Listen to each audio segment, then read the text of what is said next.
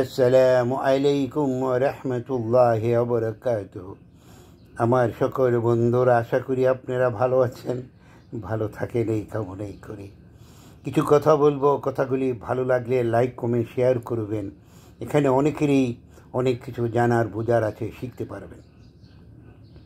সম্ভবত রাশিয়াতে অনেক আগের কথা, একটি রাষ্ট্র মুসলিমরা বিজয় করলেন। ওখানে যদিও খ্রিস্টান ধর্ম অন্যান্য ধর্মের লোকজন বেশি ছিল, কিন্তু তারা যুদ্ধে হেরে গেলে এখানে মুসলিম শাসন কায়েম হওয়ার পরে দেখা গেল মুসলিমরা এত দুর্ধর্ষ হলেন, বেধর্মীদেরকে বিভিন্নভাবে অত্যাচার শুরু করলেন। কথা বললেই মেরে ফেলেন, জুলজুল করেন, অত্যাচার করেন। এমতো অবস্থায় বেধর্মীদের একজন মুরব্বী এক পাহাড়ের উপরে উঠে গেলেন। উঠে তিনি দুঃখের সাথে বললেন আল্লাহ রাব্বুল আলামিনের কাছে, হে মুসলিমদের আল্লাহ, আপনি তো বলেছেন আপনি হক, আপনি ন্যায় পরায়ণ, আপনি কারোর উপর অত্যাচার করেন না, অত্যাচার সহ্য করেন না। কিন্তু আপনার মুসলিমরা আমাদের দেশ বিজয়ী করার পরে আমাদের উপরে অত্যাচার কেন শুরু করলো? আমাদেরকে দয়া করুন। সাথে সাথে ওনার মাঝে গায়েবী আওয়াজ আসলো, তোমরা যুদ্ধ করো, রুখে দাঁড়াও। উনি এই কথা শুনে পাহাড় থেকে নেমে এসে সবাইকে বললেন, অস্ত্র ধরো, যুদ্ধ করো, অবশ্যই আমরা জিতে যাব। দেখা গেল যখন এই বেধর্মীরা মুসলিমদের উপরে ঝাঁপিয়ে পড়ল, মুসলিমরা ভয়ে আতঙ্ক হয়ে পলায়ন করতে লাগলো, দিক বিদিক খাড়া হয়ে গেল, তাদের পরাজয় হয়ে গেল।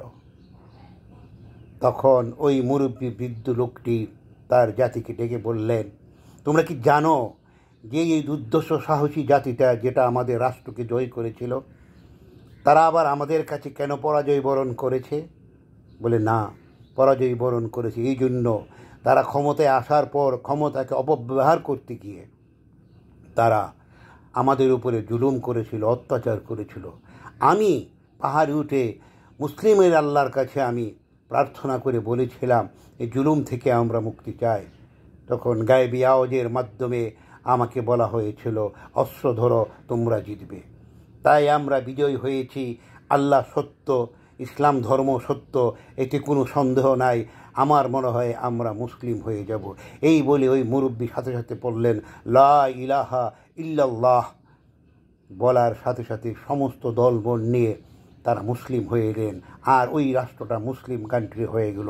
সম্ভবত রাশিয়ার কোনো একটা মুসলিম কান্ট্রি হবে, আমার নামটা সঠিক জানা নাই।